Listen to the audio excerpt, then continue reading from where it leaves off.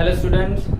तो organic chemistry की जो सीरीज हम लोगों की चल रही है उसमें जो हमारा सेकंड चैप्टर है आपका अल्कोहल, फिनॉल और ईथर। इसमें आपका अल्कोहल की जो सारी चीजें हो गई हैं, methods of preparation, physical properties, chemical properties, even phenol की भी मेथड्स ऑफ प्रिपरेशन और फिजिकल प्रॉपर्टीज हो चुकी हैं। अब हम लोगों को कुछ केमिकल प्रॉपर्टीज देखनी है फिनॉल की। तो रिएक्शंस ऑफ फिनॉल, आज का हमारा टॉपिक यही रहेगा, रिएक्शंस ऑफ फिनॉल। हम लोगों को पढ़ना क्या है आज इस वीडियो में, आप लोग कौन कौन सी चीजें देखेंगे उन चीजों पर थोड़ा गौर कर लें। तो सबसे पहले देखेंगे हम लोग रिएक्शन ऑफ फिनॉल।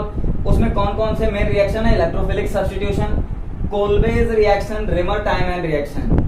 ध्यान से सुनिएगा, ये जो दोनों रिएक्शन है, बीच बीच में मैं बताता भी रहूंगा कौन से रिएक्शन या कौन सी चीजें आपके बोर्ड के लिए बहुत ज्यादा इंपॉर्टेंट है। ठीक, इलेक्ट्रोफिलिक सब्स्टिट्यूशन से कंसेप्ट बेस्ड क्वेश्चन आएंगे आपके, ठीक है। और जो मैं बता रहा हूँ वो समझ लीजिए फिक्स है कि वो आना ही आना है, ठीक है। इलेक्ट्रोफिलिक सब्स्टिट्यूशन ऑफ फिनॉल से आपके concept based questions board exam में ज्यादातर आते हैं। कोल्बेज और Reimer Tiemann reactions as such पूछे जाते हैं, एज सच नेम रिएक्शन करके पूछा जाता है। रिएक्शन विद जिंक डस्ट, ये आपका काम आता है कन्वर्जन में, ठीक। और ऑक्सीडेशन कभी कभार पूछा जाता है, ये बहुत ज्यादा इंपॉर्टेंट नहीं है। कभी कभी ऑक्सीडेशन ऑफ फिनॉल से रिलेटेड क्वेश्चंस भी आते हैं। Methods of preparation of ether, हमारा जो सेकंड टॉपिक है, methods of preparation of ether. इसमें आपके दो मेथड्स ऑफ प्रिपरेशन है, ठीक। एक तो है आपका from alcohol, dehydration of alcohol करते हैं, ठीक है। डिहाइड्रेशन ऑफ अल्कोहल हमने किया था तो इसके पहले अल्कीन बना था और मैंने कहा था कि टेम्परेचर का थोड़ा सा ध्यान रखना पड़ता है, ठीक। और सेकंड है आपका विलियमसन सिंथेसिस।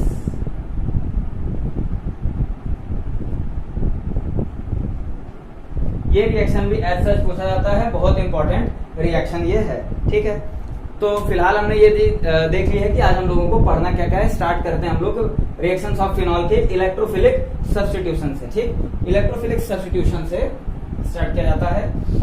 तो आज हम लोग को ये टॉपिक क्लियर कर लेना है किसी तरह, ठीक है। और वीडियो हो सके थोड़ा सा लंबा जाए, कोशिश करूंगा कि बहुत लंबा ना हो, लेकिन अगर थोड़ा सा भी लंबा होता है तो आप वीडियो की स्पीड को बढ़ा सकते हैं, ठीक है। इससे वीडियो की क्वालिटी भी ठीक हो जाएगी और आपको समझ में भी आ जाएगा, ठीक। तो कोशिश करिए कि वीडियो आप लोग थोड़ा सा स्पीड बढ़ा करके देखते रहेंगे, आपका भी समय बचेगा।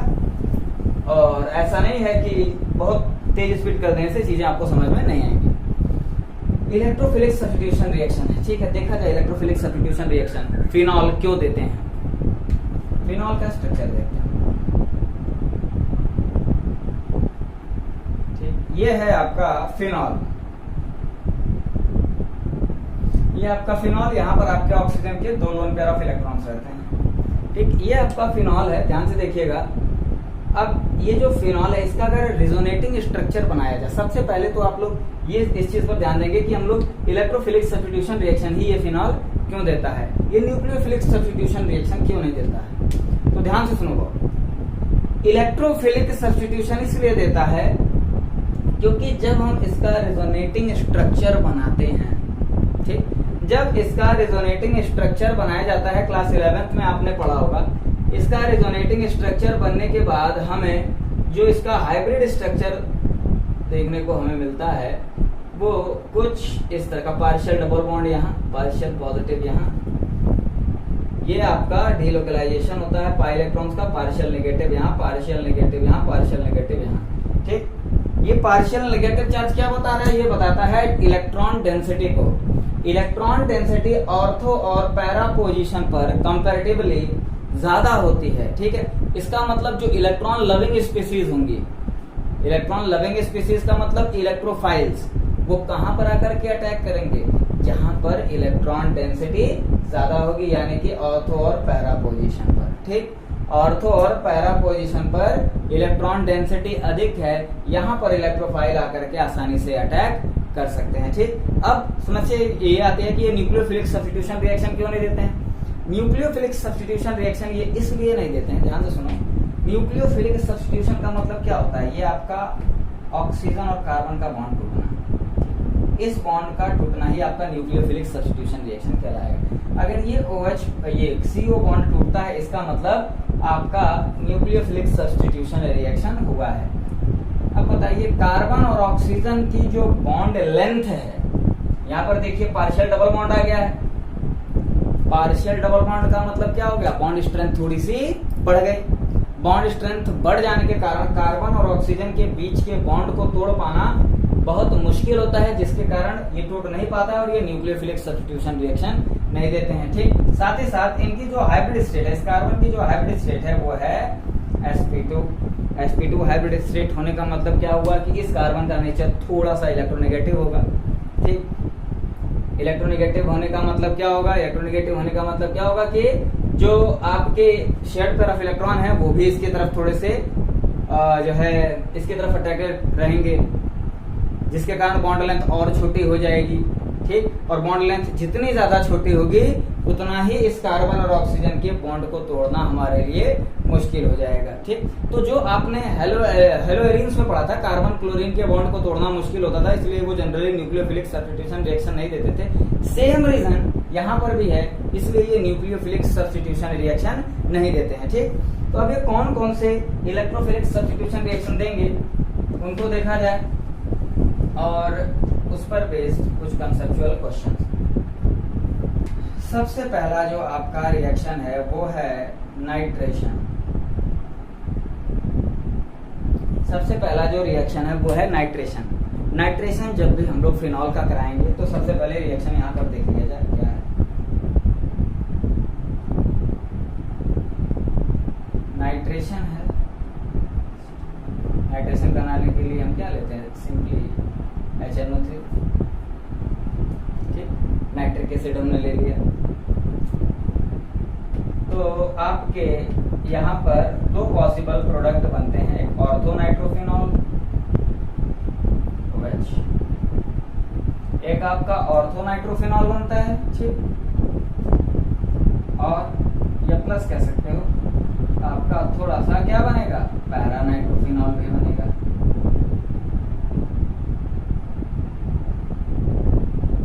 आपका ऑर्थो नाइट्रोफिनॉल भी बनेगा और पैरा नाइट्रोफिनॉल भी बनता है। ठीक है, नाइट्रो ग्रुप आकर के कहां पर ऐड होगा, नाइट्रो ग्रुप आकर के सिंपली ऐड होगा ऑर्थो पोजीशन पर या फिर पैरा पोजीशन पर। ठीक है, मेजर प्रोडक्ट आपको पता है पैरा वाला स्टेबल होगा ज्यादा, मेजर प्रोडक्ट बनेगा। नाइट्रेशन रिएक्शन देखने में बहुत इजी लग रहा है, सिंपल है, इसके पहले जितने भी नाइट्रेशन पढ़े थे उसी की तरह है। तो इसमें कंसेप्ट बेस्ड क्वेश्चन किस तरह से आते हैं, इसमें कंसेप्ट बेस्ड क्वेश्चन किस तरह के आते हैं उनको ध्यान से सुनो। क्वेश्चन इस तरीके का आएगा कि ऑर्थो नाइट्रोफिनॉल और पैरा नाइट्रोफिनॉल ये आपका है, ये मिक्सचर आपको मिलेगा, आप इनको कैसे सेपरेट करोगे। ठीक है, और सेपरेट करने के लिए जो मेथड हम लोग यूज करेंगे उसमें किस थियरी का यूज किया जाता है, ध्यान से सुनना है। ये आपका ऑर्थो नाइट्रोफिनॉल है, ये पैरा नाइट्रोफिनॉल है। इस मिक्सचर को हमें सेपरेट करना हो तो हम स्टीम डिस्टिलेशन मेथड से इसको बड़ी आसानी से सेपरेट कर सकते हैं। ठीक है, ऑर्थो नाइट्रोफिनॉल और पैरा नाइट्रोफिनॉल को स्टीम डिस्टिलेशन मेथड से बहुत आसानी से सेपरेट किया जा सकता है। ध्यान से सुनिएगा, क्यों, क्योंकि ये जो आपका ऑर्थो नाइट्रोफिनॉल है इसका नेचर क्या होता है, ये बहुत ज्यादा वॉलेटाइल होता है। वॉलेटाइल का मतलब क्या हो गया, ये इजीली इवेपोरेट होने वाला कंपाउंड है। ठीक, ये इजीली इवेपोरेट होने वाला कंपाउंड है। वहीं पर जो आपका पैरा नाइट्रोफिनॉल होता है वो आपका क्या होता है, नॉन वॉलेटाइल होता है। नॉन वॉलेटाइल मतलब ये इजीली इवेपोरेट नहीं होता है। ठीक, ये आपका इजीली इवेपोरेट नहीं होगा, जबकि ऑर्थो नाइट्रोफिनॉल इजीली इवेपोरेट हो जाएगा, ये आपका वॉलेटाइल होता है।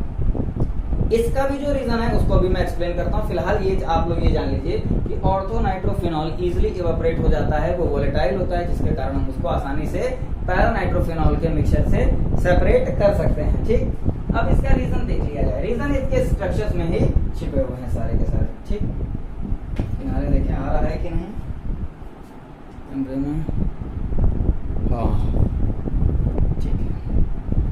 तो यहाँ पर समझाया जा सकता है, हम लोग दोनों का स्ट्रक्चर देख लेते हैं। ये है आपका ऑर्थो नाइट्रोफिनॉल OH and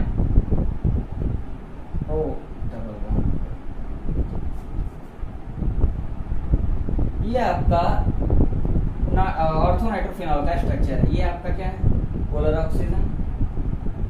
इस पोलर ऑक्सीजन और इस पोलर हाइड्रोजन के बीच एक हाइड्रोजन बॉन्ड बनता है, जिसको क्या कहा जाता है, जिसको हम लोग कहते हैं इंट्रामोलिक्यूलर। इंट्रामोलिक्यूलर मतलब उस मॉलिक्यूल के अंदर ही, इंट्रामोलिक्यूलर हाइड्रोजन बॉन्डिंग।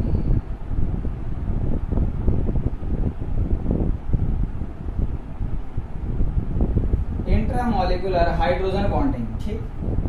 अब इंट्रामोलिक्यूलर हाइड्रोजन बॉन्डिंग है, इसका मतलब ये किसी दूसरे मॉलिक्यूल के साथ इंटरैक्ट कर पाएगा क्या?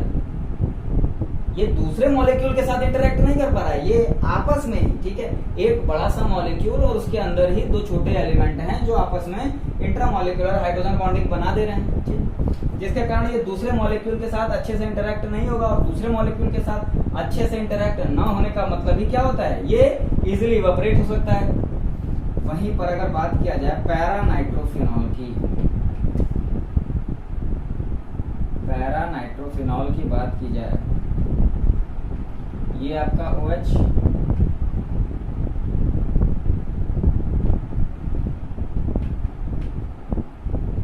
और ये आपका दूसरा मॉलिक्यूल है आपका पैरानाइट्रोफिनॉल का।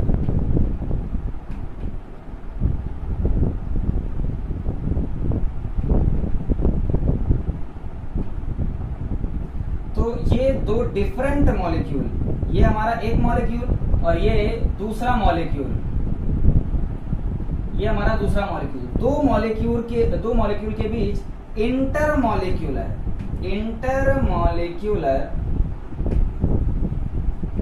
हाइड्रोजन बॉन्डिंग रहती है, ठीक। इनके बीच इंटरमॉलिक्यूलर हाइड्रोजन बॉन्डिंग रहती है। दो फिनॉल मॉलिक्यूल्स के बीच इंटरमॉलिक्यूलर हाइड्रोजन बॉन्डिंग रहने के कारण, ठीक, इनके बीच इंटरेक्शन ज्यादा होता है, इनको इजीली अलग नहीं किया जा सकता है। इजीली अलग नहीं किया जा सकता है मतलब इजीली ये इवेपोरेट नहीं होंगे। वहीं पर इंट्रामॉलिक्यूलर हाइड्रोजन बॉन्डिंग होने के कारण, ठीक है, इंट्रामॉलिक्यूलर हाइड्रोजन बॉन्डिंग होने के कारण ऑर्थोनाइट्रोफिनॉल दूसरे मॉलिक्यूल के साथ इंटरेक्ट नहीं कर पाता है। दूसरे मॉलिक्यूल के साथ इंटरेक्ट नहीं कर पाने के कारण क्या होता है, ये इजीली इवेपोरेट नहीं होता है। तो सिंपल सी चीज थी, आसान सी चीज थी, ये आप लोग को समझ में आ गया होगा, ठीक है। इससे रिलेटेड क्वेश्चंस आप सॉल्व करिएगा, ठीक है। और कोई क्वेश्चंस होंगे तो कमेंट बॉक्स में आप पूछ सकते हैं, कोई दिक्कत नहीं है, ठीक। तो ये इतना आप नोट कर लीजिए। इसके बाद हम दूसरा, ठीक, अभी नाइट्रेशन में कुछ चीजें बची हैं, ठीक है। अगर कंसंट्रेटेड, ये आपने अभी ये डायलूट लिया हुआ है, ठीक है, इस चीज को ध्यान दीजिएगा, आपने डायलूट नाइट्रिक एसिड लिया हुआ है। कंसंट्रेटेड नाइट्रिक एसिड अगर हम लोग लेते हैं in the presence of concentrated sulphuric acid, तब क्या होता है, ठीक। अब इसके बाद हम लोग को यही चीज देखना है कि कंसंट्रेटेड नाइट्रिक एसिड हम लोग लेते हैं in the presence of concentrated sulphuric acid, तब क्या होगा, ठीक। इसको नोट कर लो या इसका स्क्रीनशॉट ले लो जल्दी से, नोट कर लो या स्क्रीनशॉट ले लो जल्दी से इसका।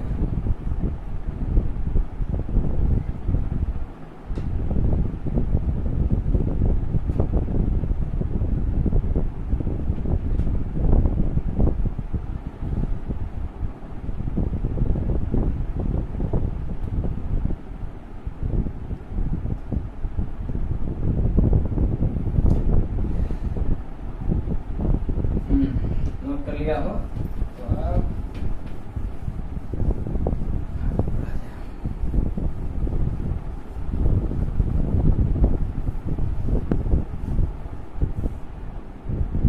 अब अगर हम लोग कंसंट्रेटेड सल्फ्यूरिक एसिड के साथ कंसंट्रेटेड नाइट्रिक एसिड लेते हैं तब क्या होगा, ध्यान से सुनो भाई साहब।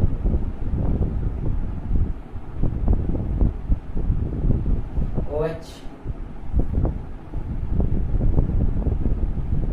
कंसंट्रेटेड नाइट्रिक एसिड लिया गया in the presence of concentrated sulphuric acid.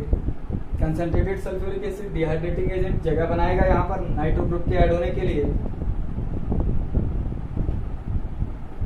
और फिर यहाँ पर भी ऑर्थो पैरा जो डेरिवेटिव्स होते हैं वो आपको तीनों एक साथ मिलेंगे, ठीक।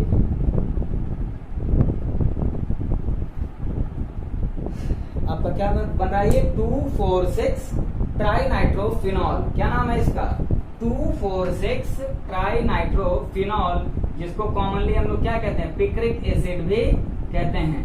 जिसको कॉमनली क्या कहा जाता है, पिक्रिक एसिड भी कहा जाता है। ठीक, इसको कॉमनली हम लोग पिक्रिक एसिड भी कहते हैं। ध्यान से बात सुनो भाई, इसको कॉमनली पिक्रिक एसिड कहा जाता है। इसके पहले भी बताया था, इसकी एसिडिक स्ट्रेंथ बहुत ज्यादा होती है। ठीक, तो अगर कंसंट्रेटेड नाइट्रिक एसिड के साथ इसका नाइट्रेशन कराया जाए in the presence of acid concentrated sulphuric acid, तो हमारा 2,4,6 ट्राई नाइट्रोफिनॉल बनता है, जिसे कॉमनली हम लोग पिक्रिक एसिड भी कहते हैं, जिसकी स्ट्रेंथ बहुत ज्यादा होती है। ठीक, अब नाइट्रेशन के बाद हम लोगों को देखना है कि नाइट्रेशन के बाद हम लोग को हेलोजेनेशन देखना है यहाँ पर। ठीक, इसको भी नोट कर लो, 2 मिनट लगेगा नोट करने में, स्क्रीनशॉट ले लो जल्दी से। Electrophilic substitution, next electrophilic substitution कौन सा है उसको भी देख लेते हैं। नेक्स्ट इलेक्ट्रोफिलिक सब्स्टिट्यूशन है आपका हेलोजिनेशन। हेलोजिनेशन है, इसका मतलब इसमें क्या ऐड करना हम लोगों को, हेलोजन ऐड करना है। ठीक, और कॉमनली हेलोजिनेशन में हम लोग कौन सा हेलोजन यूज करते हैं, ब्रोमीन ही हम लोग यहाँ पर यूज करेंगे। आप लोग के सिलेबस में ही ब्रोमीन से रिलेटेड ही रिएक्शन सबसे ज्यादा पूछे जाएंगे। ठीक है, क्यों ऐसा होता है, क्योंकि ब्रोमीन एक ऐसा सब्सटेंस है जो जिसकी साइज इंटरमीडिएट स्टेट में होती है, ना तो बहुत कम होती है ना ही बहुत ज्यादा होती है। इसीलिए हेलोजन के जो ज्यादातर रिएक्शन है वो आपका ब्रोमीन देता है।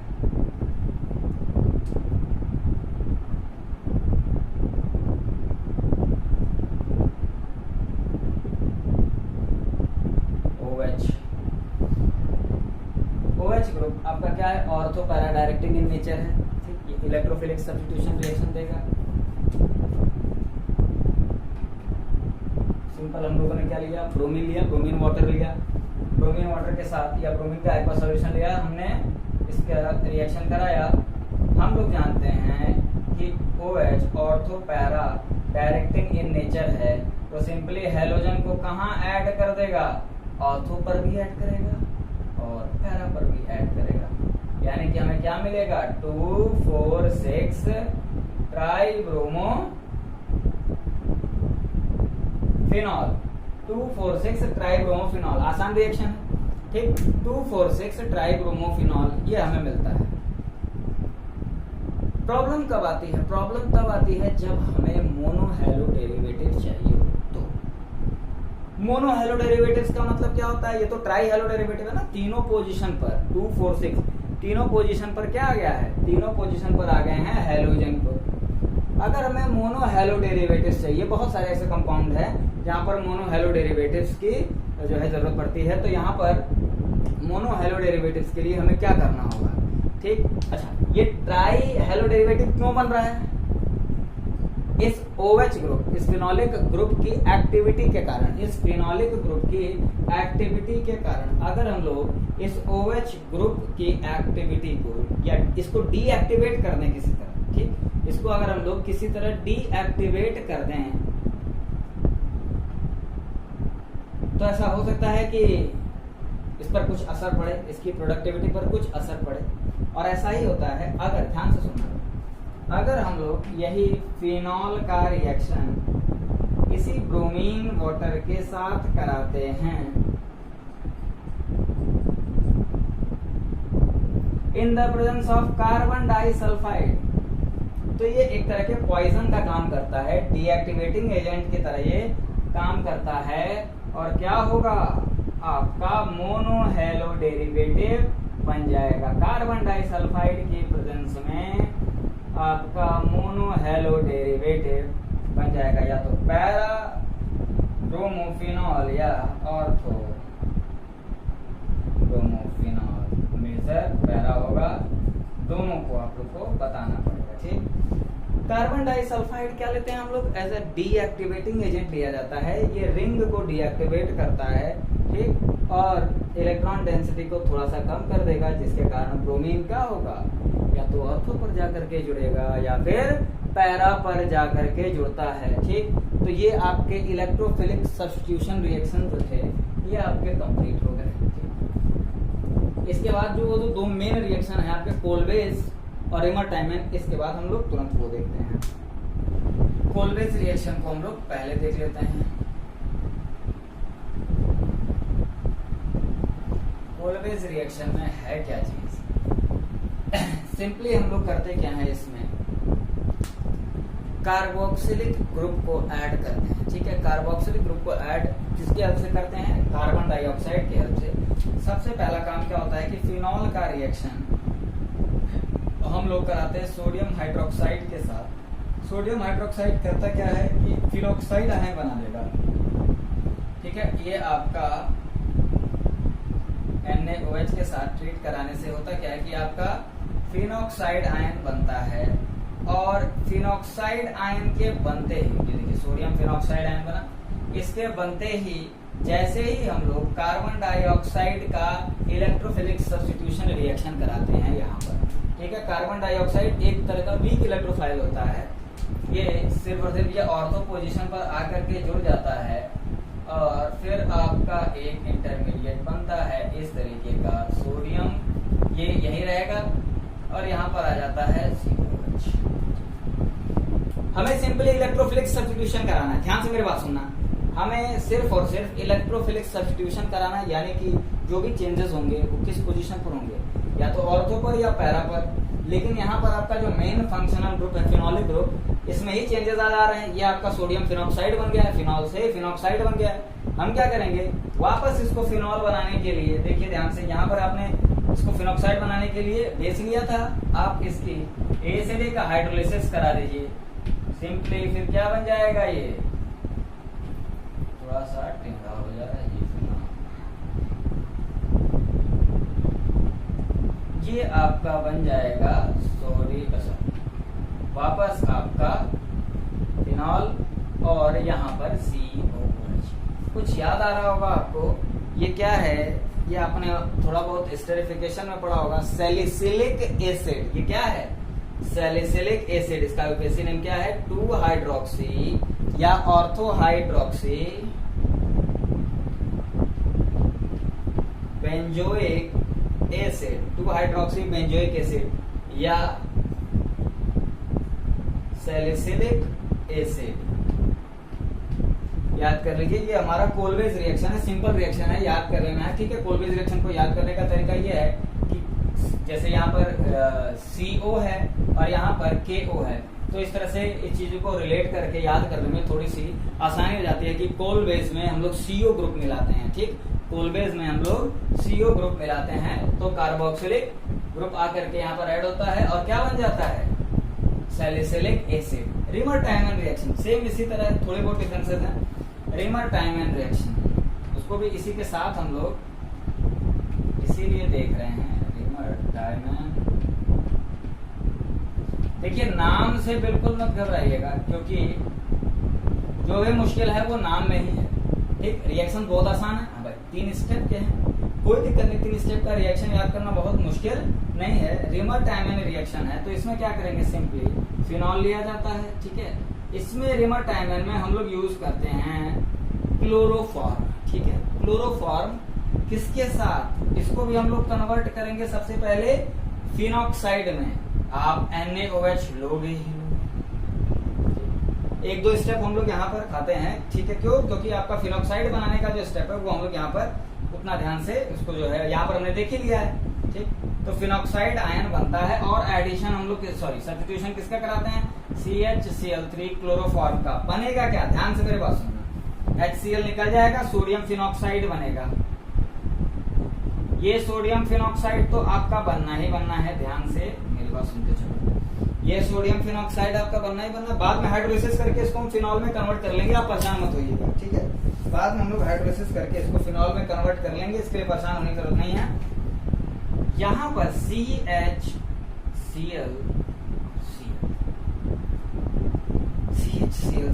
एक Cl कहाँ गया, एक Cl यहाँ के जो H है, यहाँ पर जो आपका H था उस इस Cl को लेकर के निकल गया। तो अब इसका रिएक्शन हम लोग वापस करा देते हैं NaOH के साथ,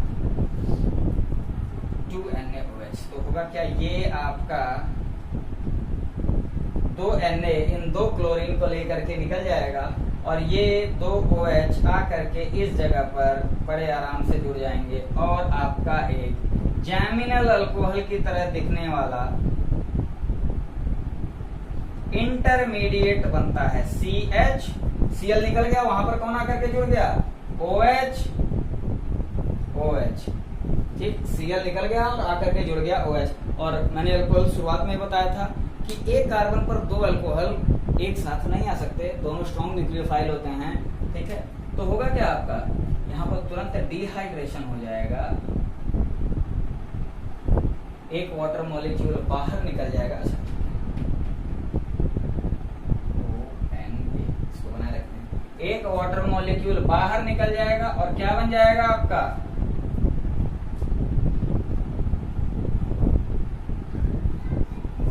CHO, ठीक, ये आपका -H2O बाहर निकल गया, ठीक। और ये जो ONA है इसी स्टेप में हम लोग दिखा देते हैं, ठीक है। इसकी हमने एसिडिक हाइड्रोलिसिस भी कर दी और क्या बन गया आपका, फिनॉल भी बन गया जी। और ये इसको कहा जाता है आपका 2-हाइड्रोक्सी बेंजल्डिहाइड। इसको क्या बोलोगे आप, 2-हाइड्रोक्सी बेंजल्डिहाइड, 2-हाइड्रोक्सी बेंजोइक एसिड, 2-हाइड्रोक्सी बेंजल्डिहाइड, ठीक है, या सैलिसिलल्डिहाइड,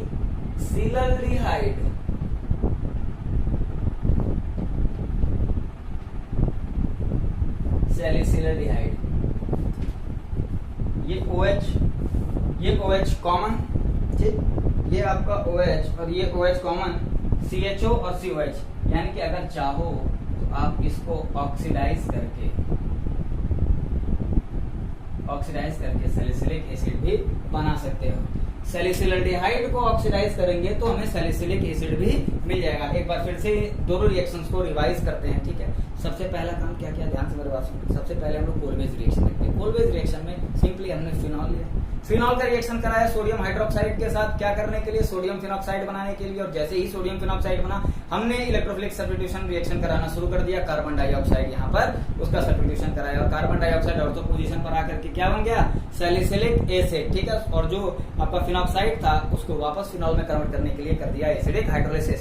एक दो स्टेप ज्यादा पड़ जाते हैं आपके रिमर टाइमन रिएक्शन में। रिमर टाइमन रिएक्शन में क्या होता है कि OH NaOH CH3 simply HCl निकलता है और CHCl2 जो बचा हुआ ग्रुप है वो आकर के ऐड हुआ, NaOH के साथ ट्रीट कराया गया, सोडियम इन दोनों क्लोरीन को लेकर के निकला बाहर, OH आकर के जुड़ा, एक कार्बन पर दो अल्कोहल पॉसिबल नहीं, डिहाइड्रेट हुए, H2O का मॉलिक्यूल बाहर निकला, CHO ग्रुप बना और एसिडिक हाइड्रोलिसिस के बाद वापस हमें फिनॉल मिल गया, ठीक। इसका भी स्क्रीनशॉट ले लो और इस वीडियो को आपको 2 से 3 बार देखना पड़ेगा अच्छे से रिवाइज करने के लिए। और दोनों रिएक्शन नेम रिएक्शन इंपॉर्टेंट है, ध्यान से इसका स्क्रीनशॉट ले लो, या फिर ये थोड़ा सा नीचे वाला, हाँ, अब चाहो तो आप स्क्रीनशॉट ले सकते हो। हाँ, कोलवेज और रिमर टाइमन के बाद अब हमारा जो रिएक्शन बचता है वो है आपका जिंक डस्ट के साथ। बहुत आसान रिएक्शन, कन्वर्जन में बड़ा काम आता है।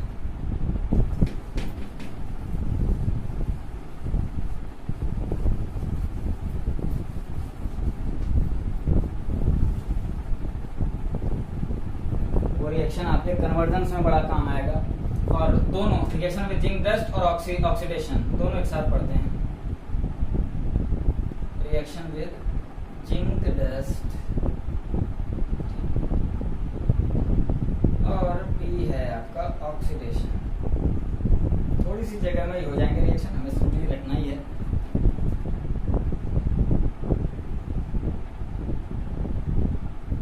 OH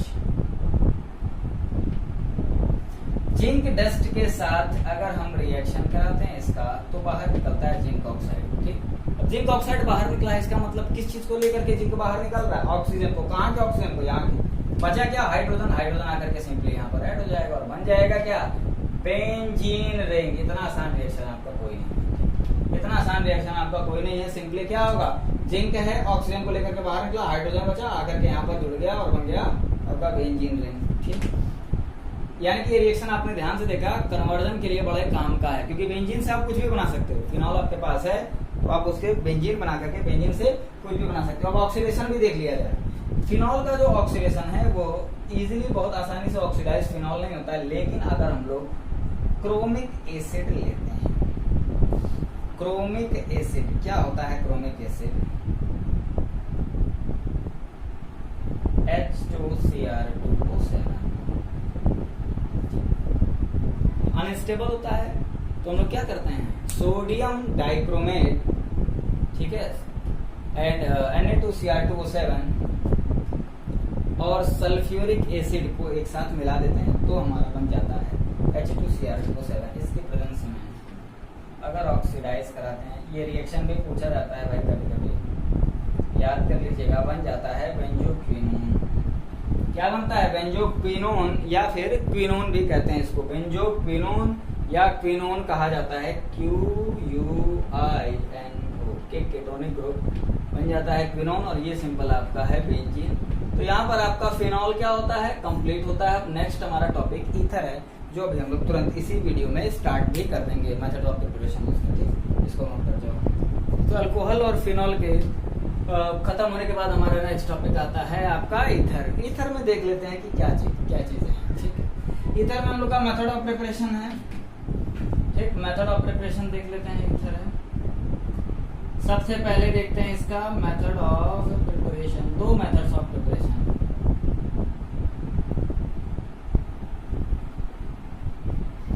दो इसके मेथड्स ऑफ प्रिपरेशन हैं। कौन कौन से हैं, पहला आपका डिहाइड्रेशन ऑफ अल्कोहल से है, और उसी को हम लोग अभी डीपली करते हैं, डिहाइड्रेशन।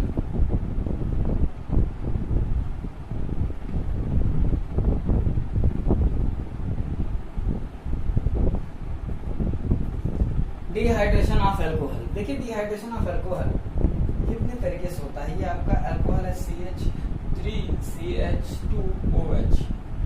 एक चीज दिमाग में आपके आ जाए, जब भी कहा जाएगा अल्कोहल तो आपके दिमाग में क्या आना चाहिए, आपके दिमाग में आना चाहिए इथेनॉल।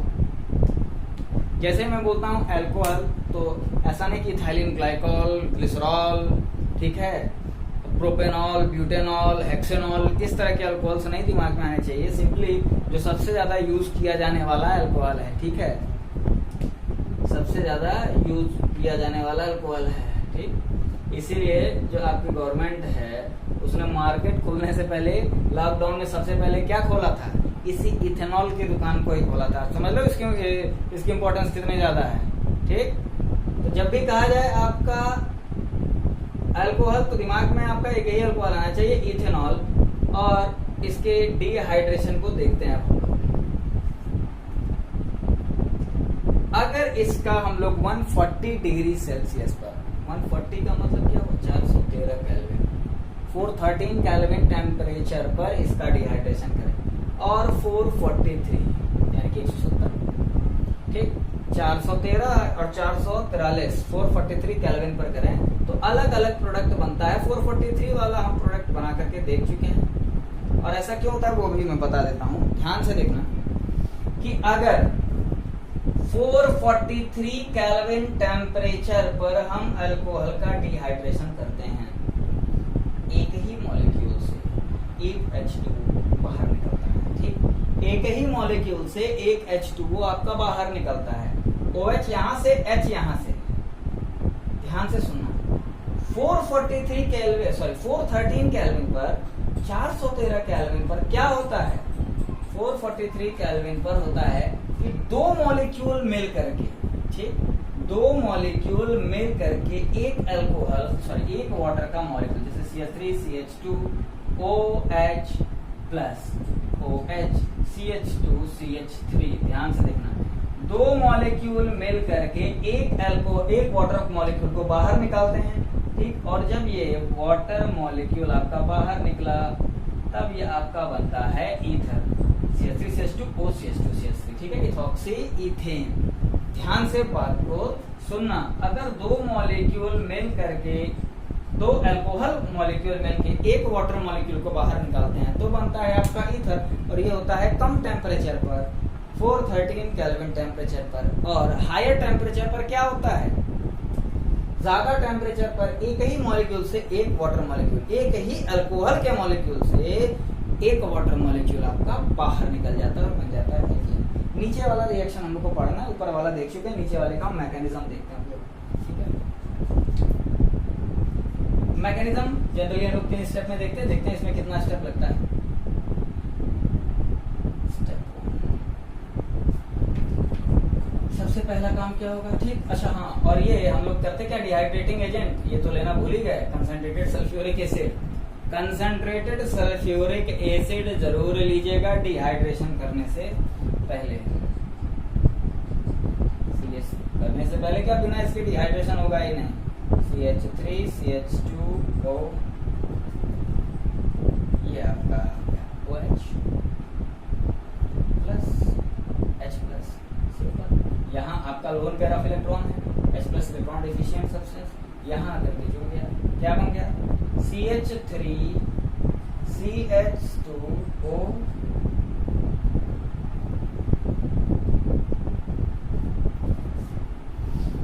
ऑक्सीजन ने अपने दोनों इलेक्ट्रॉन दे दिए हाइड्रोजन को और उसके साथ बॉन्ड बना लिया, ठीक। और क्या बन गया, इसके ऊपर आ गया पॉजिटिव चार्ज, मतलब इलेक्ट्रॉन डिफिशिएंट बन गया, इलेक्ट्रॉन की कमी हो गई इसमें। स्टेप 2 में क्या होगा, ध्यान से देखना। स्टेप 2 में, सेकेंड स्टेप में क्या होगा, सेकेंड स्टेप में ये इलेक्ट्रॉन डिफिशिएंट है, ठीक। अब ये ढूंढेगा कि कोई इलेक्ट्रॉन रिच स्पीसीज मिले जहां पर ये अपना काम कर सके, जिसके साथ ये रिएक्ट कर सके। तो दूसरा अल्कोहल मॉलिक्यूल हमें मिलता क्या है, दूसरा अल्कोहल मॉलिक्यूल ही CH3 CH2OH, CH3 CH2OH, ये आपका दूसरा अल्कोहल मॉलिक्यूल है, ठीक। ये आप इस तरह से बना लीजिए, किसी को ही अल्कोहल मॉलिक्यूल यहां पर बना देते हैं, CH3 CH2OH, ये वहां पर जाकर के अटैक करता है, ठीक। होगा क्या इस स्टेप में, ये ऑक्सीजन है, ऑक्सीजन ने 3 बॉन्ड बनाए हैं जो कि इसकी अनस्टेबिलिटी को दिखा रहा है, क्योंकि ऑक्सीजन जनरली क्या करता है, 2 बॉन्ड बनाता है, एक डबल या 2 सिंगल। यहाँ पर इसने 3 बॉन्ड बनाए हुए, 3 बॉन्ड बनाने का मतलब क्या है, ये अनस्टेबल है, करेगा क्या, ये एक H2O को बाहर निकालेगा,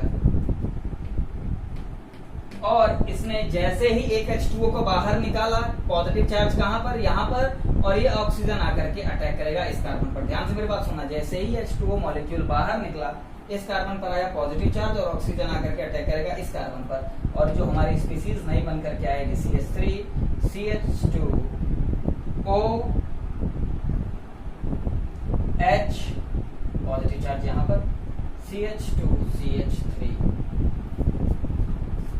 फिर आता है स्टेप 3। देखिए ऑलमोस्ट आपका ये ईथर बनता हुआ दिखाई दे रहा है, ठीक। जैसे ये स्पीशीज बनी, ये इंटरमीडिएट बना, CH3 CH2OH CH2 CH3। यहां पर फिर से वही चीज, कौन सी चीज, ऑक्सीजन ने 3 बॉन्ड बनाए हैं, ये इस हाइड्रोजन को हटा देगा, क्योंकि जब भी इसके दिमाग में आता है कि मेरे पास ये चार्जेस आ कहां से रहे हैं, ठीक है, ये प्रॉब्लम क्रिएट कहां से हो रही है, तो इसके दिमाग में तुरंत आता है कि इस सब के लिए रिस्पॉन्सिबल कौन है, ये हाइड्रोजन। यही हाइड्रोजन जब से इसकी जिंदगी में आया है, देखिए इसकी जिंदगी में भूचाल आ गया है, हर तरफ चार्जेस, ठीक है, 3 बॉन्ड, अनस्टेबिलिटी, ये सारी चीजें आ रही हैं। तो ये इसको जिम्मेदार मानते हुए कहता है कि बेटा ऐसा है कि आप पहले बाहर निकलो, और इस स्टेप को कहते हैं डीप्रोटोनेशन। इसी स्टेप को क्या कहा जाता है, डीप्रोटोनेशन कहा जाता है, और बन जाता है CH3 CH2O CH2 CH3, और ये H प्लस निकल जाता है, ठीक है, और यही H प्लस ऊपर जाता है और जहां से आया है वहीं निकल जाता है, ठीक। जहां से आया वहीं निकल जाने का मतलब क्या है, सल्फ्यूरिक एसिड के पास जाकर के वापस उतना ही सल्फ्यूरिक एसिड हमें वापस कर देता है जितना हम इनिशियली उसको दिए हुए थे, ठीक। इससे ये पता चल जाता है ना, कैटलिस्ट की डेफिनेशन भी क्लियर हो जाती है, ठीक है। तो ये इसका मैकेनिज्म है, 3 स्टेप का मैकेनिज्म है, ये भी एग्जाम में पूछा जाता है। तो जितने मैकेनिज्म आपके पूछे जाते हैं वो आपके आज खत्म हो गए, क्लास 12th के बोर्ड के एग्जाम में, ठीक। अभी देखिए जितने भी वीडियो लेक्चर बन रहे हैं सब बोर्ड के लिए ही बन रहे हैं, कोई भी कंपटीशन लेवल के लिए नहीं बन रहा है। तो इसमें ऐसी कोई भी चीजें आपको नहीं बताई जा रही, देखिए हेल्प तो करेंगी, ठीक, लेकिन नो डाउट थोड़ा सा जो लेवल होता है कंपटीशन का, उसमें किस तरह से क्वेश्चंस आते हैं, कैसे क्वेश्चन सॉल्व कर सकते हो आप थोड़े समय में, ठीक। ये सारी चीजें जो ट्रिक्स होती हैं वो सब चीजें बताई जाती हैं, तो उसके भी वीडियो लेक्चर बनेंगे जब उसकी जरूरत होगी तब। अभी फिलहाल हमको अपने एकेडमिक्स पर, अपने बोर्ड पर ध्यान देना है, ठीक है। और बोर्ड में आपका क्या ध्यान देना होता है, बोर्ड में आपको ध्यान देना होता है कि आप कैसे रिप्रेजेंट कर रहे हो, ठीक है, आंसर्स कैसे लिख रहे हो, ठीक, अपनी नॉलेज को कैसे दिखा पा रहे हो।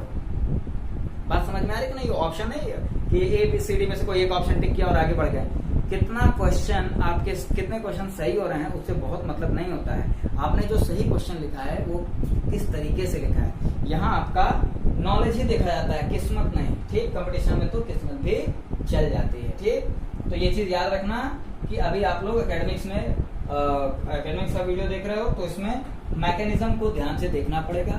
ठीक, और मैकेनिज्म को याद करना पड़ेगा। और इसका ये सिंपल सा तरीका ये है कि आप लिख करके, ठीक है, लिख करके, समय पर्याप्त है, घर पे ही बैठे हो, ठीक है, 2 महीने से ज्यादा हो गए आप लोग के घर के, और आई होप अभी 2 महीने और घर पे बैठोगे तो ये सारी चीजें रटते चलो, क्योंकि बोर्ड के एग्जाम तो होंगे ही होंगे। ठीक, इसको नोट कर लो, स्क्रीनशॉट ले लो। इसके बाद विलियमसन सिंथेसिस जो आपका बचा हुआ है उसको क्लियर कर देते हैं जल्दी से।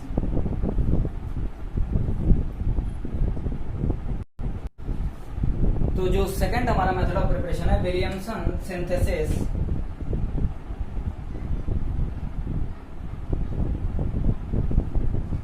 इसकी जरूरत क्यों पड़ी? जब हमारा अल्कोहल के डिहाइड्रेशन से, और अल्कोहल का डिहाइड्रेशन आसान भी है। ठीक, अल्कोहल का डिहाइड्रेशन आसान भी है, अल्कोहल इजीली अवेलेबल है, कंसंट्रेटेड सल्फ्यूरिक एसिड भी हमारा इजीली अवेलेबल है, तो विलियमसन सिंथेसिस की जरूरत क्यों पड़ती है? तो एक चीज इंपॉर्टेंट है जो आपने ध्यान नहीं दी है कि अल्कोहल की हेल्प से हम लोग जो भी ईथर बनाते हैं उसके कुछ ना कुछ लिमिटेशंस होती हैं, उसकी कुछ ना कुछ लिमिटेशन होती हैं, कुछ बाउंड्री लाइन होती है, कुछ सीमाएं होती हैं। और वो क्या है? वो ये है कि जैसे आपने अगर इथेनॉल लिया है और इथेनॉल का डिहाइड्रेशन कराते हो तो आपका इथॉक्सी इथेन बनेगा। प्रोपेनॉल लिया है, प्रोपॉक्सी प्रोपेन बनेगा।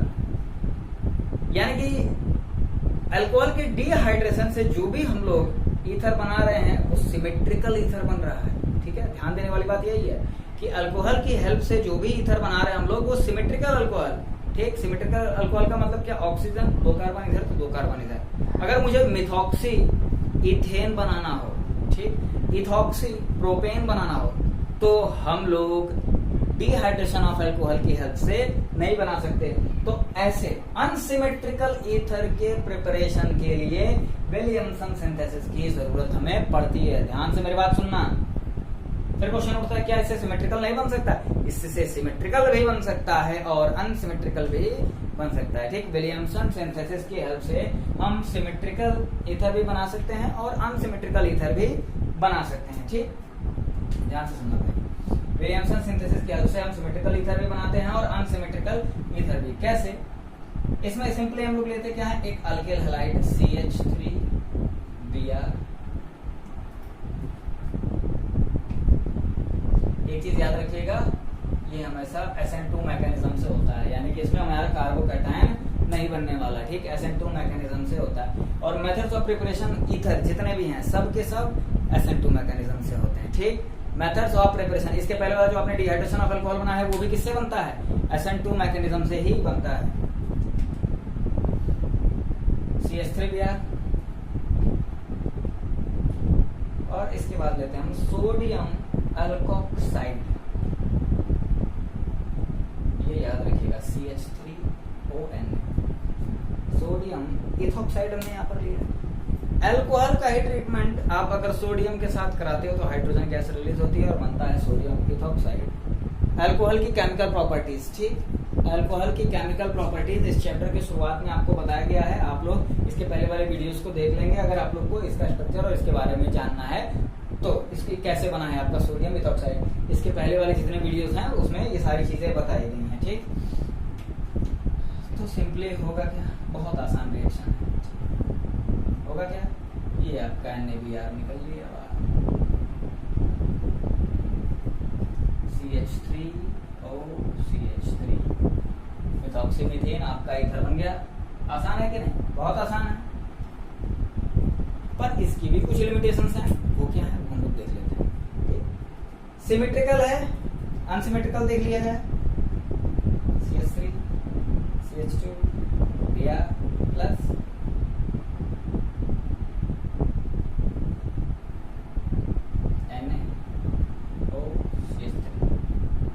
NaBr निकल लिया, CH3 CH2O मिथॉक्सीथेन अनसिमेट्रिकल ईथर भी बन गया। अनसिमेट्रिकल ईथर भी बन रहा है और इससे सिमेट्रिकल ईथर भी बन रहा है। इससे अनसिमेट्रिकल ईथर भी बन रहा है और सिमेट्रिकल ईथर भी बन रहा है। तो ये मेथड ऑफ जो प्रिपरेशन है ये ओवरकम कर जाता है हमारे किस मेथड ऑफ प्रिपरेशन पर, जो आपका मेथड ऑफ प्रिपरेशन है फ्रॉम डिहाइड्रेशन ऑफ अल्कोहल का। ठीक, इसको नोट कर लो। और अभी विलियमसन सिंथेसिस में कुछ चीजें बची हुई हैं। इसमें बची कौन सी चीजें हैं उनको देख लेते हैं।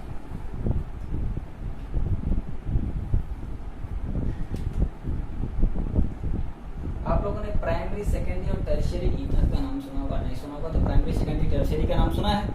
ठीक, ईथर का नाम सुना है तो दोनों को कंबाइन कर दे भाई। प्राइमरी, सेकेंडरी या tertiary ether CH3 CH3 CH3 OCH3, ये आपका टर्शियरी ईथर। अब इसको बनाने के लिए ध्यान से मेरी बात सुनना भाई, इसको बनाने के लिए हमें कौन कौन से अल्किल हैलाइड और किस तरह के अल्कोक्साइड की जरूरत पड़ती है, तो दिमाग में आता है, हो सकता है ठीक कि ये आपका पोर्शन आया हो अल्कोक्साइड से, ये आया हो अल्किल हैलाइड से, या फिर ये आया हो अल्कोक्साइड से, ये आया हो अल्किल हैलाइड से। देख लेते हैं। CH3 CH3 CH3 O Na plus, जो क्वेश्चन मैं पूछना चाह रहा हूं ये पूरा होने के बाद आप लोग को समझ में आ जाएगा। CH3 Br, ये पॉसिबिलिटी है। NaBr आपका निकल लिया, CH3 आकर के यहां पर जुड़ गया और बन गया ये। और एक पॉसिबिलिटी ये है कि CH3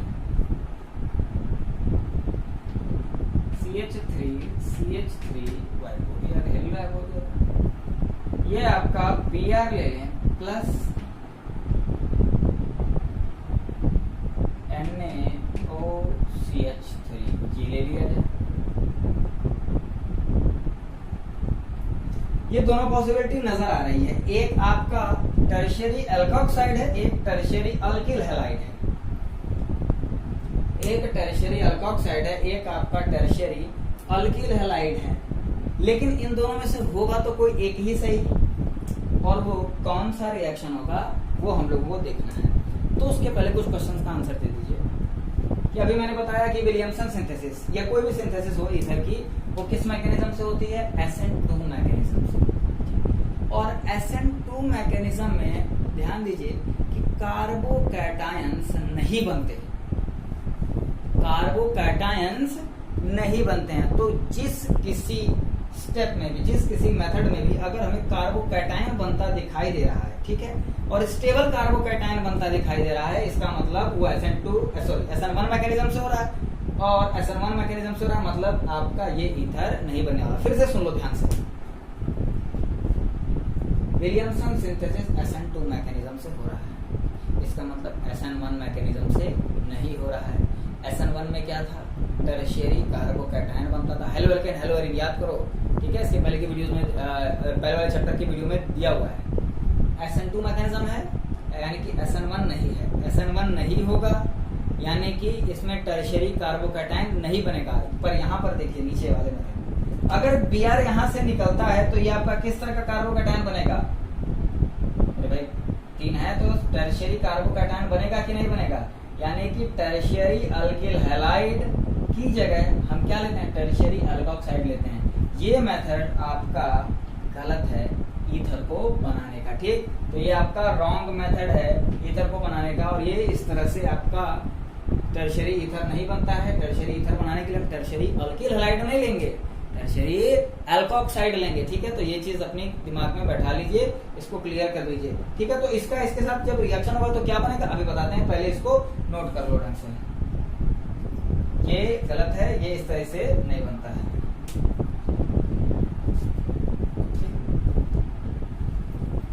और अगर नहीं बनता है तो जब इसके साथ रिएक्ट करता है तो क्या बन जाता है? Sodium alkoxide.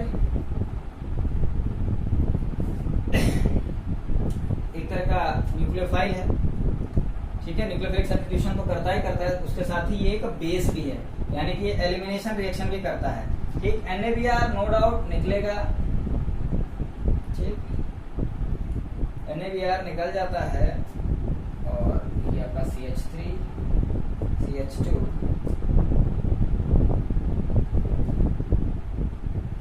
CH3 ये आपका CH3 C double bond CH, ये आपका यहाँ पर अल्कीन भी बन जाता है। ठीक, ये आपका क्या बन जाता है, अल्कीन भी बन जाता है। अगर आप लोग क्या लेते हो, डिहाइड्रेशन भी हो जाता है यहाँ पर, ठीक है, बन क्या जाएगा, अल्कीन बन जाएगा। अगर हम लोग टर्शियरी अल्किलाइड लेते हैं तो इस चीज को दिमाग में, ईथर के प्रॉपर्टीज के बारे में पढ़ेंगे। ईथर के प्रॉपर्टीज में वो फिजिकल भी होंगे, फिजिकल हम लोग 2 मिनट में खत्म कर देंगे, और मेन प्रॉपर्टी है आपका केमिकल, जिससे कुछ क्वेश्चंस आते हैं। ठीक, केमिकल प्रॉपर्टीज, मेन आपका फिजिकल, सॉरी मेन केमिकल है आपका, फिजिकल अभी 2 मिनट में खत्म कर देते हैं। तो सबसे पहले देख लेते हैं कि क्या है ईथर। ईथर का मेथड ऑफ प्रिपरेशन अभी आपने देखा था। ईथर का मेथड ऑफ प्रिपरेशन में विलियमसन सिंथेसिस और डिहाइड्रेशन ऑफ अल्कोहल की हेल्प से बनाया गया था। ठीक, ये होता क्या है, ROR। डिफरेंट भी हो सकते हैं अल्किल ग्रुप, सेम भी हो सकते हैं अल्किल ग्रुप, हम लोग डिफरेंट मान लेते हैं। चलो भाई, फिजिकल प्रॉपर्टी में सबसे पहले हम लोग देखते क्या है कि सॉल्युबिलिटी और मेल्टिंग और बॉइलिंग पॉइंट, यही 2 चीजें मेनली देखी जाती है। ठीक, मेनली क्या देखा जाता है, बॉइलिंग और मेल्टिंग पॉइंट। ठीक है, यहाँ पर मेल्टिंग पॉइंट तो देखेंगे हम लोग, क्योंकि ईथर जनरली लिक्विड स्टेट में ही पाया जाता है। तो ईथर का हम लोग क्या देखेंगे, बॉइलिंग पॉइंट देखते हैं। बॉइलिंग पॉइंट जो ईथर का होता है वो कंपैरेटिवली बहुत कम होता है। किसके कंपैरिजन में, अल्कोहल के कंपैरिजन में। ठीक, या बाकी जितने भी आपके कंपाउंड्स हैं, जितने भी आपके ऑर्गेनिक कंपाउंड्स अभी तक आपने पढ़े, उनमें से सबसे कम बॉइलिंग पॉइंट आपका किसका होता है, ईथर का होता है। और इसका एकमात्र रीजन यही है कि ईथर दूसरे ईथर के साथ इंटरमॉलिक्यूलर हाइड्रोजन बॉन्डिंग नहीं बनाता है। ठीक, ईथर दूसरे ईथर मॉलिक्यूल के साथ इंटरमॉलिक्यूलर हाइड्रोजन बॉन्डिंग नहीं बनाता है। ठीक, जैसे ये ROR है। अरे भाई कैसे बनाएगा यार, पोलर हाइड्रोजन तो है नहीं इसके पास। ठीक, पोलर हाइड्रोजन जब है ही नहीं तो ये दूसरे मॉलिक्यूल के साथ, जैसे ये ईथर है भाई, देखो ये दूसरा ईथर मॉलिक्यूल है, अरे किसी एक के साथ भी, एक के पास भी रहता अगर, तो हाइड्रोजन बॉन्ड बनने की पॉसिबिलिटी कुछ बन सकती थी। दोनों में से किसी के पास भी आपका पोलर हाइड्रोजन नहीं है, जिसके कारण ये इंटरमॉलिक्यूलर हाइड्रोजन बॉन्ड नहीं बना पाते हैं और इनका बॉइलिंग पॉइंट कंपैरेटिवली कम होता है। अब अगर देखा जाए सॉल्युबिलिटी की बात, solubility ROR plus HOH। Water molecule में तो भाई पोलर हाइड्रोजन होता है, तो क्या ये वाटर मॉलिक्यूल के साथ हाइड्रोजन बॉन्ड बना सकते हैं? हाँ, ये वाटर मॉलिक्यूल के साथ इंटरमॉलिक्यूलर हाइड्रोजन बॉन्ड बना लेते हैं। इसी कारण वाटर में इनकी जो सॉल्युबिलिटी होती है वो काफी हद तक किससे मिलती है, आपकी अल्कोहल से मिलती है। ठीक है, वाटर में ये थोड़े बहुत सॉल्युबल होते हैं, लेकिन इनका बॉइलिंग पॉइंट क्या होता है, ये बहुत कम होता है। ठीक, तो ये तो हो गई फिजिकल प्रॉपर्टी। ठीक, अच्छा, ये लोन पेयर ऑफ इलेक्ट्रॉन है यहाँ पर, जिसको ये डोनेट कर सकता है, जिसके कारण इसको लिविस बेस भी कहा जाता है। तो 3 हो गए प्रॉपर्टी। ठीक है, पहली प्रॉपर्टी क्या थी, पहली प्रॉपर्टी थी इसका बॉइलिंग पॉइंट कम होता है, दूसरी प्रॉपर्टी वाटर में सॉल्युबल होता है, और तीसरी प्रॉपर्टी ये लिविस बेस की तरह हम लोग इसको ट्रीट कर सकते हैं, इलेक्ट्रॉन पेयर को डोनेट कर सकता है। केमिकल प्रॉपर्टीज मेन है, इसको हम लोग को ध्यान से पढ़ना है।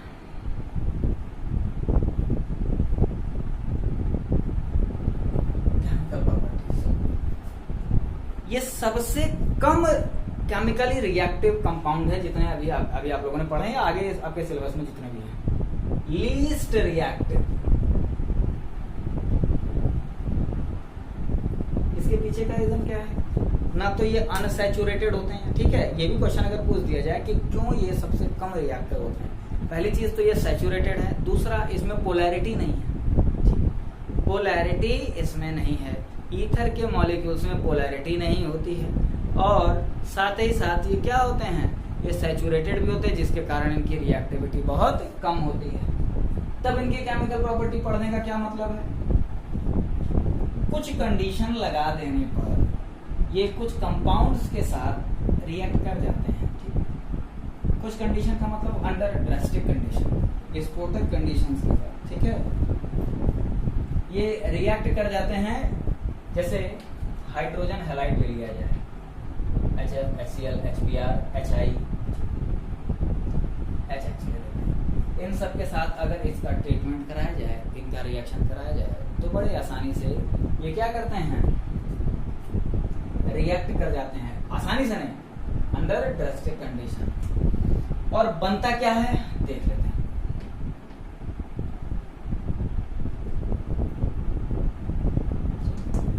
ये आपका ईथर, आपका नहीं हमारा भी ईथर है, HX होगा क्या, अल्किल हैलाइड बनता है। हाइड्रोजन हैलाइड दिया आपने, अल्किल हैलाइड बनता है, ROH RX। अभी सिंपली एक रिएक्शन से भी समझा दूंगा मैं, RX और क्या बन गया, ROH, ये आपका अल्कोहल बन गया। अब ये जो अल्कोहल बना है और HX एक ही मॉलिक्यूल तो दिए नहीं होंगे, इसके अलावा भी कई सारे मॉलिक्यूल्स होंगे। ये जो आपका अल्कोहल बना है, ये बाकी बचे HX के साथ ठीक उसी तरह से रिएक्ट करेगा जिस तरीके से चैप्टर हेलो एल्केन और हेलो एरीन में आपने ग्रूव्स प्रोसेस पढ़ा था। ग्रूव्स प्रोसेस में क्या था, ये अल्कोहल का मॉलिक्यूल ROH फिर से क्या करता था, इस HX के साथ रिएक्ट करके एक और मॉलिक्यूल बना देगा, किसका, अल्किल हैलाइड का, और फाइनली हमें क्या मिलेगा, H2O। यानी कि दो मॉलिक्यूल हमें मिल जाते हैं अल्किल हैलाइड।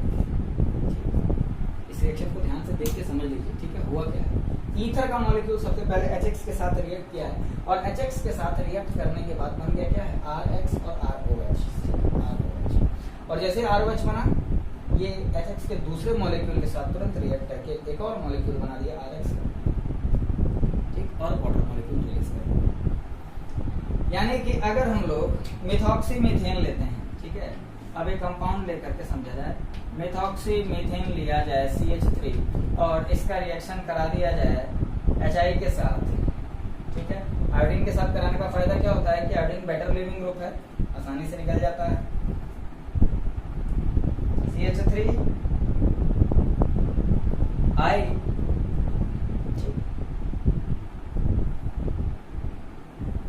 और प्लस CH3OH।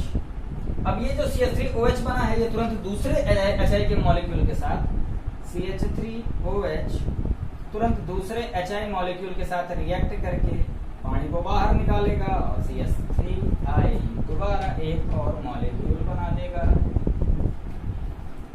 आसान रिएक्शन है कि नहीं, ईथर का HI के साथ, हाइड्रोजन आयोडाइड के साथ, बहुत आसान रिएक्शन है, ठीक है। इसको ध्यान से देख लीजिए, नोट कर लीजिए। और दिमाग में जो आप लोग के क्वेश्चन चल रहा है कि सर सिमेट्रिकल है तो बड़े आसानी से बन जा रहा है, अनसिमेट्रिकल होगा तो क्या होगा, बहुत आसान आंसर है यार। अगर अनसिमेट्रिकल होगा तो क्या होगा, आपको करना क्या है, अरे RO R डैश, ये R था, ठीक, ये आपका R डैश R डैश, अलग अलग अल्किल हैलाइड बन जाएंगे, ठीक, अलग अलग डिफरेंट अल्किल हैलाइड बनेगा और वाटर मॉलिक्यूल बनेगा। एक एग्जांपल से समझा देता हूं इसको, ठीक है, इसको नोट कर लो।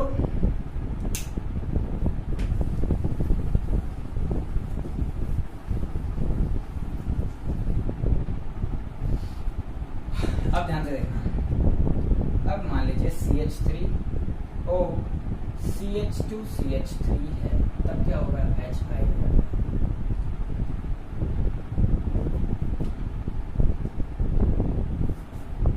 एक बार बनेगा CH3I और CH3 CH2OH।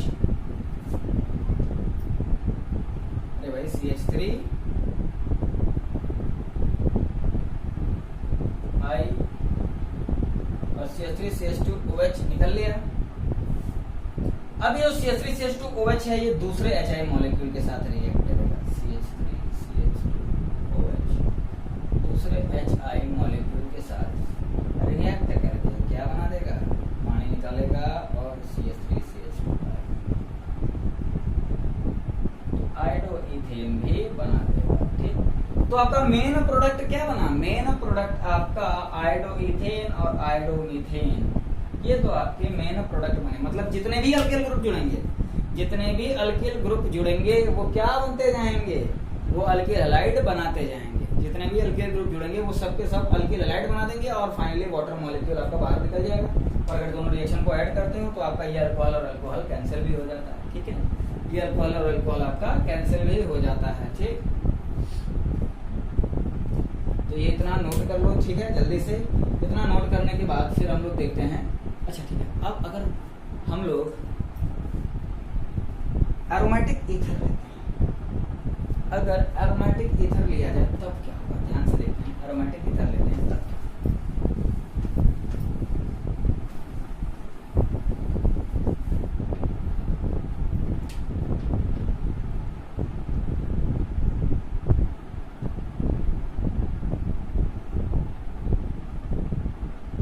अगर हमने एरोमेटिक ईथर ले लिया है तब क्या होगा, सिंपल सी चीज है यार। इसमें अगर हम लोग दोनों ग्रुप से बात करें बनाने की, ठीक है, ये एरोमेटिक ग्रुप और अल्किल ग्रुप दोनों से, तो एरोमेटिक ग्रुप आपका ये कार्बन और ऑक्सीजन बॉन्ड ये क्या होता है, बहुत स्ट्रांग होता है। ठीक है, इसके पहले वाले वीडियो में आपने देखा भी है कि कार्बन और ऑक्सीजन ये जो बॉन्ड होता है ये बहुत स्ट्रांग होता है, इसको तोड़ना मुश्किल होता है। तो सिंपली होगा क्या, ये आपका RI बाहर निकलेगा और H आकर के यहाँ जुड़ जाएगा और क्या बन जाएगा,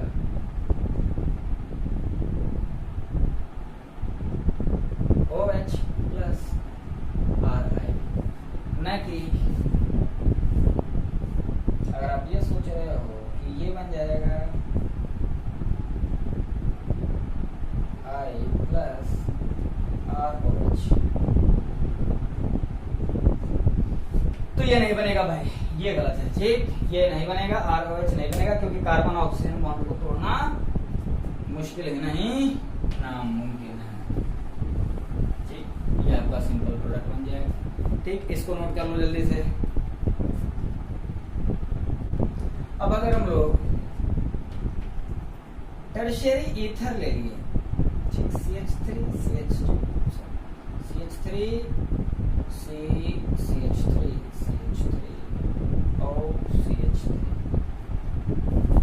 तो यहाँ दोनों कार्बन और ऑक्सीजन बॉन्ड है जो आसानी से टूट सकते हैं, पर यहाँ जो आपका प्रोडक्ट बनेगा वो कोई एक ही बनेगा, क्योंकि ये इसके पहले वाला रिएक्शन आपका SN2 मैकेनिज्म से हो रहा था और ये किस मैकेनिज्म से होगा, अब ये SN1 मैकेनिज्म से होगा। यानी कि इसमें कार्बोकैटायन बनेगा, टर्शियरी कार्बोकैटायन। ठीक, और टर्शियरी कार्बोकैटायन का मतलब क्या होगा, ये आपका जाकर के यहाँ पर जुड़ेगा CH3C, और जब स्पेसिफिकली हम इसके वीडियोस को बनाएंगे, ठीक, सिंपली जब आपके कॉम्पिटिशन्स के लिए जब वीडियो बनाएंगे तब इसके मैकेनिज्म को भी बताया जाएगा कि कैसे ये रिएक्शंस हो रहे हैं। अभी फिलहाल आप लोग को ये जानना है कि यहाँ पर आयोडीन आकर के जुड़ जाएगा और बन जाएगा CH3OH। तो ये हाइड्रोजन आयोडाइड के साथ जितने भी रिएक्शंस हैं, जितने भी पॉसिबल रिएक्शन है, वो सब आप लोगों ने यहाँ पर देख लिए। ठीक, अब इसको जल्दी से नोट कर लो या स्क्रीनशॉट ले लो, और इसके बाद फिर हम लोग नेक्स्ट और लास्ट टॉपिक आपके इस पूरे के पूरे चैप्टर का पढ़ने जाना है, electrophilic substitution reaction.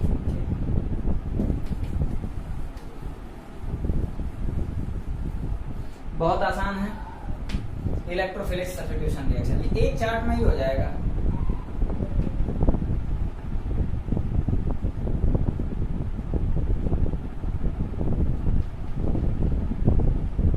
Electrophilic substitution reaction. अच्छा, आप ईथर के बारे में एक चीज बताइए, ये आपका ईथर है, क्या इसके पास लोन पेयर ऑफ इलेक्ट्रॉन नहीं है? बिल्कुल है, लोन पेयर ऑफ इलेक्ट्रॉन है। इसका मतलब इसका जो रेजोनेटिंग स्ट्रक्चर बन करके आएगा इथॉक्साइड आयन का या इथॉक्साइड का, वो आप फिनॉक्साइड का, उसमें आप क्या देखोगे, आप उसमें भी देखोगे कि ये आपका जो अल्कोक्साइड ग्रुप है RO या फिनॉक्साइड, ये आपका ऑर्थो पैरा डायरेक्टिव होता है।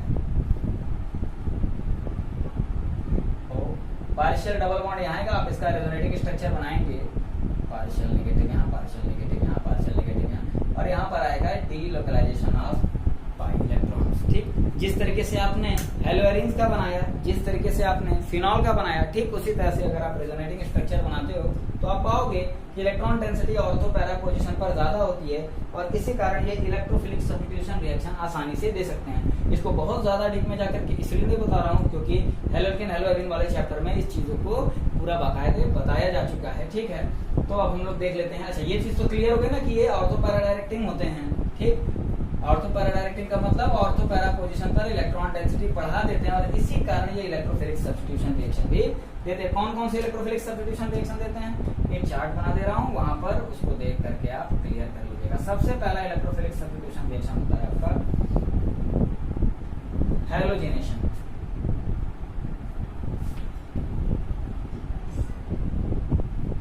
हैलोजिनेशन Br2 लिया। हैलोजिनेशन में क्या होगा आपका,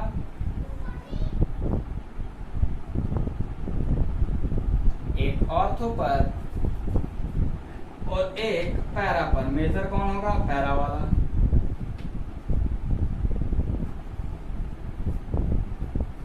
हैलोजिनेशन के बाद आप लोगों को पढ़ना है Friedel Crafts reactions. Friedel craft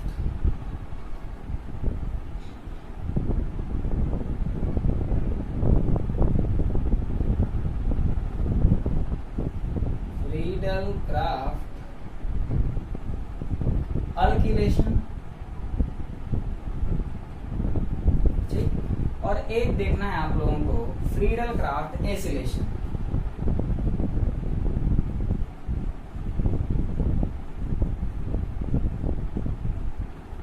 इसको एसाइलेशन भी कह सकते हो। अल्किलेशन में क्या लेते हैं हम लोग, CH3Cl in the presence of anhydrous AlCl3। और इसमें क्या लेते हैं हम लोग, CH3COCl in the presence of anhydrous AlCl3। कोई नया रिएक्शन नहीं है ये, जहां नई चीजें आती हैं वहां मैं बता दूंगा आप लोगों को, ठीक। मेजर प्रोडक्ट ही बनाते हैं टॉलरिन, ठीक है, पा जाए और माइनर भी बना दिया जाए।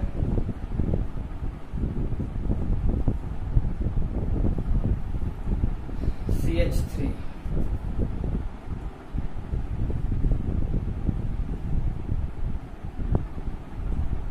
ये आपका मेजर पहले प्लस माइनर भी बना देते हैं। पैरा वाला ज्यादा आपका स्टेबल होगा, जिसके कारण ये मेजर प्रोडक्ट होगा। और लास्ट नाइट्रेशन, HNO3 लेते हैं।